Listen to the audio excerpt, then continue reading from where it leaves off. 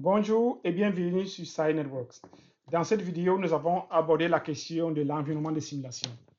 Pourquoi un environnement de simulation? Quelles sont nos options parmi les trois possibilités que nous allons énumérer ici? Quelle option avons-nous choisi? Je vais mentionner encore ici, l'option choisie sera suivant si nous simulons les topologies du niveau CCNA ou de CCNP.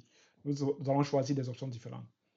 Donc, si tu es nouveau dans les réseaux informatiques, alors accroche-toi et abonne-toi afin de ne plus manquer des vidéos et clique sur la cloche de notification pour être notifié quand une nouvelle vidéo sera mise en ligne. Ici, nous allons aller pas à pas et donc nous allons faire des simulations du niveau junior, entry level et progresser jusqu'au CCNP. Et donc, suivant tes questionnaires, tes challenges me permettront de préparer des simulations adéquates à ton niveau, à tes attentes. Donc, envoie-moi tes questions, soit par mail ou par commentaire. Eh bien, pourquoi un environnement de simulation? Comme je l'ai déjà indiqué dans une précédente vidéo, sans un environnement de simulation, je ne conseillerais pas à quelqu'un de s'engager dans ce domaine des réseaux informatiques. Il faut comprendre que dans les réseaux informatiques, quand on parle de switching, routing, security, data center et j'en passe, vous opérez au cœur de l'entreprise. Donc, vous ne voudriez pas être à l'origine des pannes réseautiques qui, à cause de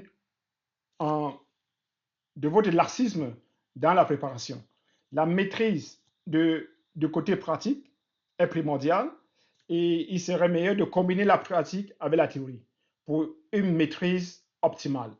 Ceci dit, de nos jours, il n'est plus nécessaire de courir à des achats des équipements physiques pour pouvoir mettre sur pied votre topologie, votre environnement de simulation, de test. On peut avoir recours aux environnements virtuels, tels que le GNS Drive, GNS3 Packet Tracer.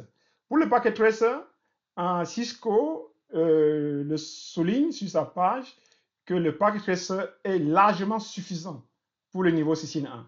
Ça veut dire, pour les simulations au niveau CCNA, je vais me limiter au niveau du Packet Tracer.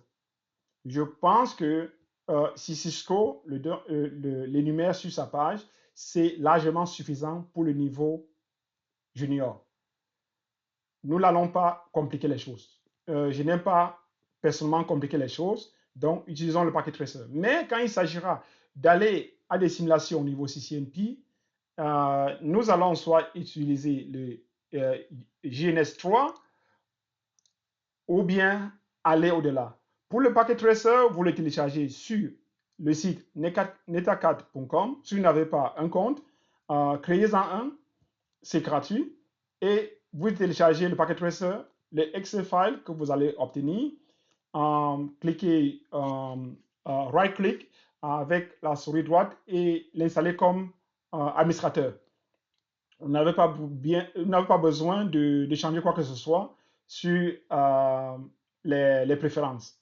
Juste installer et à la fin, vous avez un truc du genre. Et vous pouvez directement tirer un routeur, un switch et les connecter ensemble. On peut créer des différents types de topologies. En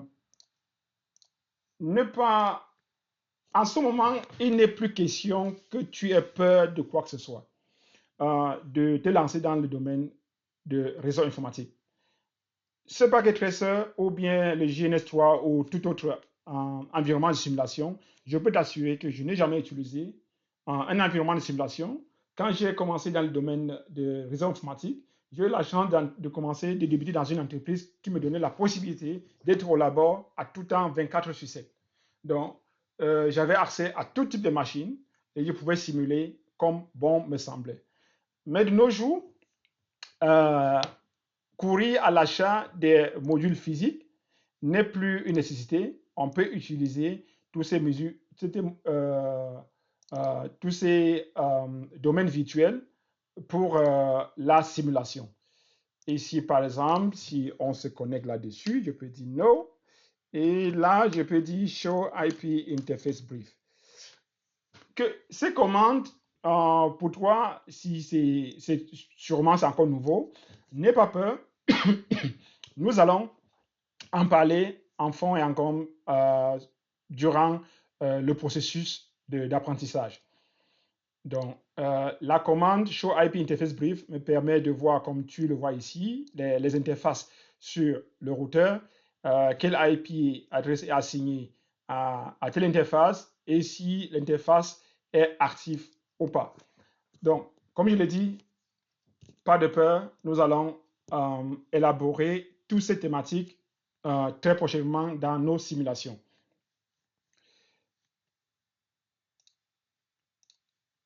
En dehors d'installer le JNS3, tu peux installer le FNG. L'avantage avec le FNG, c'est que nous pouvons aussi intégrer d'autres fabricants des modules réseautistes tels que Fortinet, Checkpoint, Juniper, Palo Alto.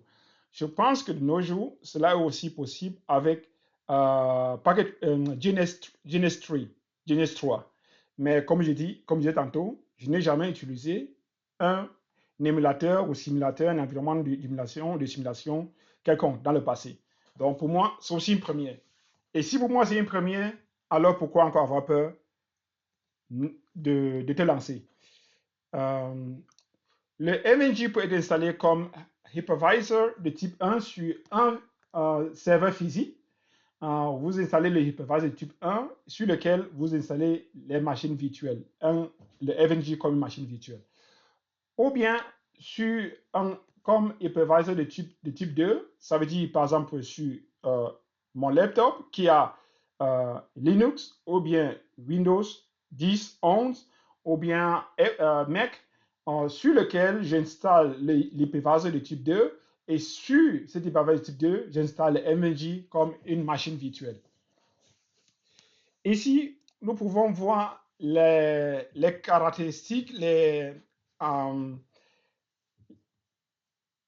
peu les avantages. L'avantage d'avoir le FNG ou le JNS3 si on compare au Packet Tracer, mais comme Cisco le notifie, le Packet Tracer est largement suffisant pour le CCNA, pour le niveau CCNA, et nous allons utiliser le Packet Tracer, mais quand il s'agira de simuler des topologies de niveau CCNP, nous allons sûrement utiliser soit le JNS3 ou le FNG.